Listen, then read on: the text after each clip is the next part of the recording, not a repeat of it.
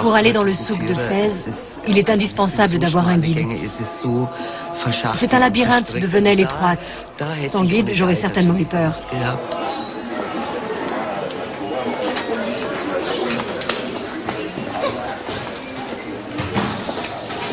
C'est dingue ces couloirs. Regarde jusqu'où ça va là-bas. Je crois que ces structures... Oui, c'est ça. Elles servent en fait à soutenir les maisons. Nous venions d'Allemagne, où tout était gris. Alors qu'ici, à Fès, la cité est célèbre pour ses teintureries aux couleurs d'une grande richesse. Des couleurs somptueuses, comme dans tout le Maroc d'ailleurs. On était totalement sous le charme en découvrant ça.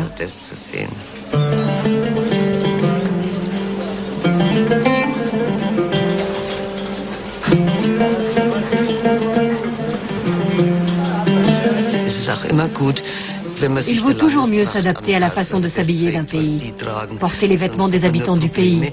Sinon, on s'attire des ennuis. Et quand je suis arrivée au Maroc, j'étais très jeune. J'ignorais qu'il valait mieux respecter tout ça. Je portais des pantalons taille basse, fermés par un cordon. Je ne m'étais pas rendu compte qu'ils n'avaient jamais vu ça au Maroc. Le simple fait de montrer son ventre, c'était très mal vu. Les enfants sautillaient autour de moi en criant « Hippie, hippie, hippie », mais pas d'une façon agréable.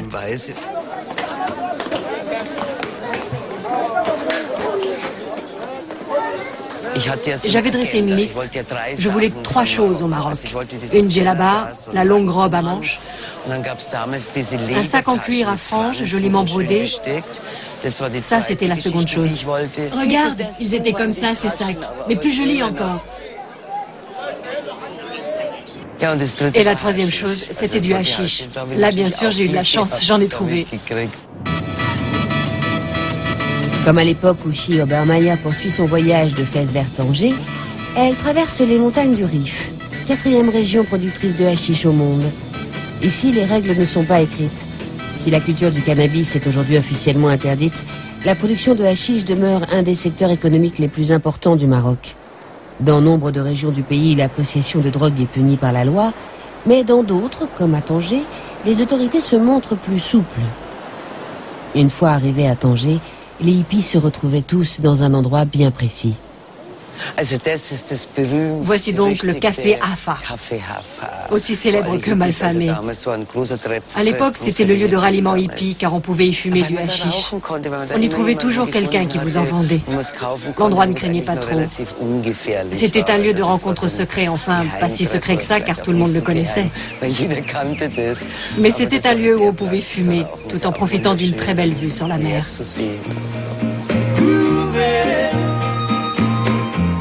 On a Sunday afternoon, really couldn't get away too soon. Il est clair que ça faisait partie du rêve hippie. Allons passer des vacances dans la région où l'on cultive le hash.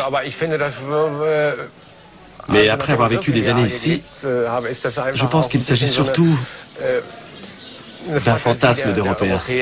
Bien sûr, le hash est plus facile d'accès ici, car il est ancré dans la culture.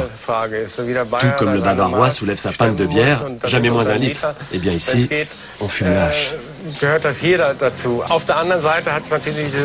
D'un autre côté, cela avait attiré tous les frics, dont je faisais partie. Lors de notre premier séjour au Maroc, c'était avec le groupe Embryo. Nous arrivions d'Inde avec notre immense bus communautaire hippie peint de toutes les couleurs et couvert de calligraphie en arabe. Nous étions officiellement invités par l'Institut Goethe, en collaboration avec les autorités locales. Mais quand ils nous ont vus arriver, ils étaient horrifiés. Ils s'attendaient sans doute à accueillir un orchestre avec des musiciens en queue de pie et ne pape. Et ils ont vu descendre une bande de hippies. Le groupe donne des concerts dans tout le Maroc.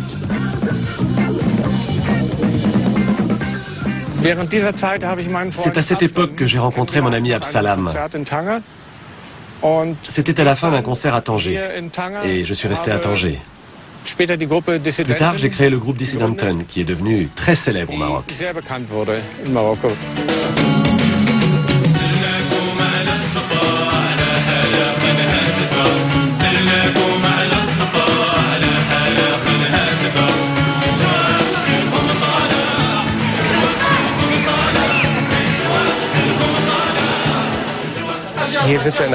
Ici, nous sommes dans la Casbah, ce qui signifie tout simplement citadelle. Et cette Casbah se trouve juste à côté de la Médina. C'est un peu comme la vieille ville en Europe. C'est la même disposition qu'on retrouve dans les villes médiévales chez nous. La Casbah, tout autour la vieille ville, et puis les remparts.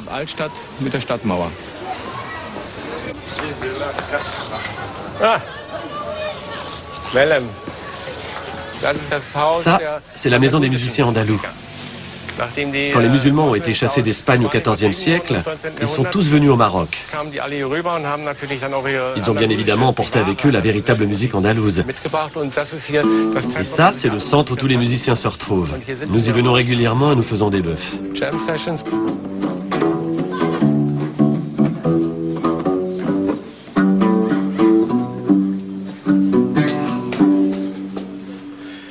Oui, il est un peu désaccordé, mais c'était censé être de la musique andalouse.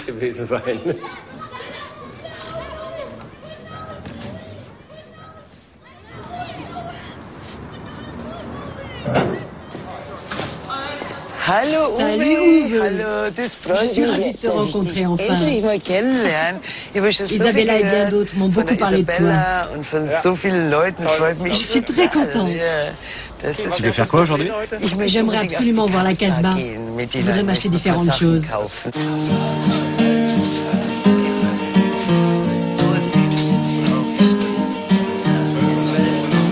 In the chilly hours and minutes of uncertainty, I want to be in the warm heart of your loving mind.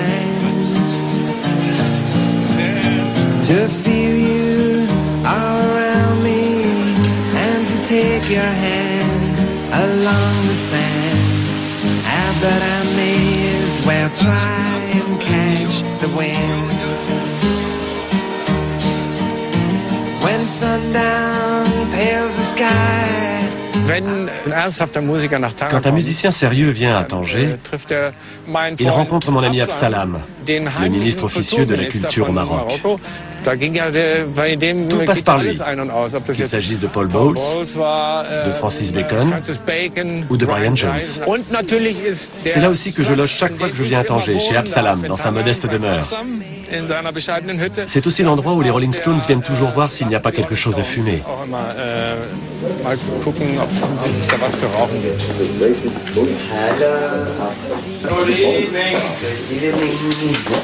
Je te présente Ouchi. Absalam. Absalam, bonsoir. Ravi de te rencontrer.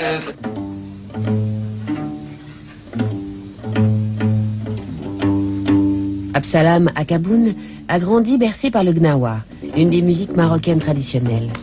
Après la Seconde Guerre mondiale, il fréquente des soldats américains stationnés dans le pays et tombe amoureux de la soul, du jazz et du rock'n'roll. À la fin des années 60, il ouvre le premier club de jazz d'Afrique. Brian Jones was coming to my club. Brian Jones venait dans mon club. Brian Jones adorait Tanger. Il a fait un disque avec les maîtres musiciens de Jajoka.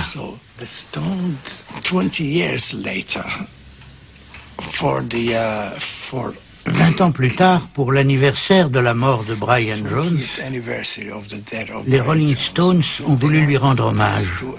Et ils l'ont fait ici, dans cette maison. Ça a duré 5 jours. 5 jours magiques. 5 jours absolument fabuleux.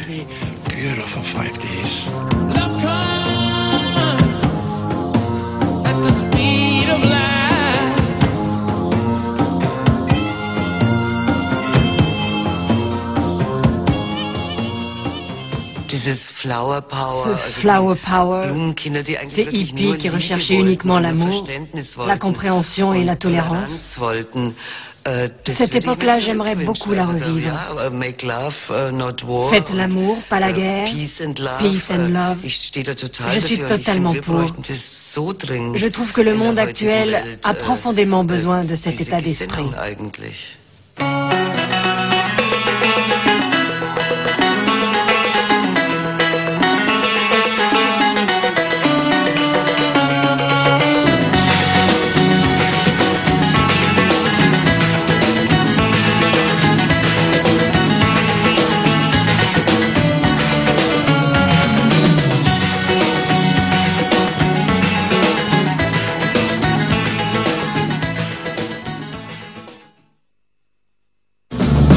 Demain, cap sur Kaboul. Jusqu'en 1978, l'Afghanistan est un paradis pour les hippies. Nature intacte, population hospitalière et meilleur hashish du monde. C'est à cette époque que Tony et Maureen traversent le pays et rédigent leurs impressions de voyage. Le premier guide Lonely Planet était né. À demain, et d'ici là, le voyage se poursuit sur le net.